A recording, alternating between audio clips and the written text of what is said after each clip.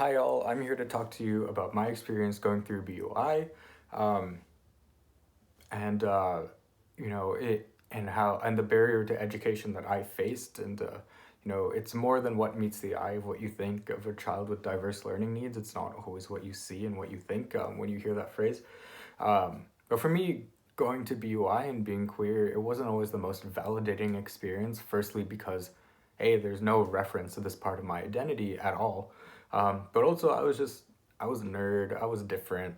Um, I wasn't cool, so I was picked on a lot. I was bullied a lot. I didn't fit in with the typical guys who wanted to just play basketball at lunch. I loved my teachers and I was friends with them, and I still keep in touch with them. So in the classroom, at lunch, at Kanye, and all these different systems and institutions, like it just wasn't healthy for me. I didn't like it because I was getting bullied, and it permeated everywhere I went. And so it was definitely a barrier to education, because as much as I loved learning for its own sake and learning about my history and my own identity and Ismailism, and as much as I loved seeing my friends that were there, it was really hard to walk into that classroom because it wasn't the most fun. There was always something that made me want to turn around and not go in there because I wasn't having a good time. I didn't feel safe. And I know that many other students go through the exact same thing for whatever reason. Their identity, they're being picked on, they just don't fit in, they have a learning need.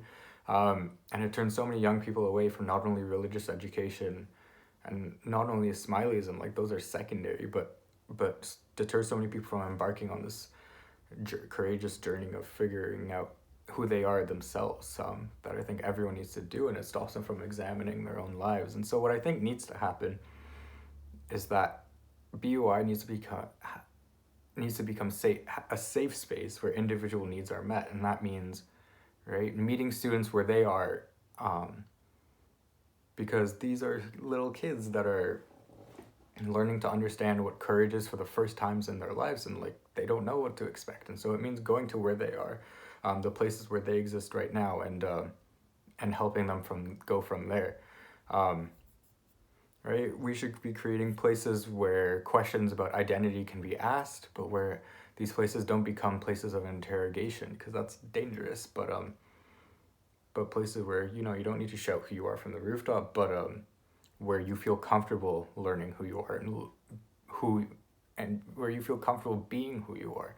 I remember in grade 7, we were all asked what we wanted our lives to look like in the future, and all the girls said they wanted husbands with kids, and all the guys said they wanted wives with kids. And I don't want kids. I also obviously don't want a wife, but because every single guy in front of me said that, that's exactly what I said. I lied through my teeth, and right, I really wish I had been in a place where um, I didn't feel like I needed to trick myself into thinking that's what I wanted because everyone else wanted that.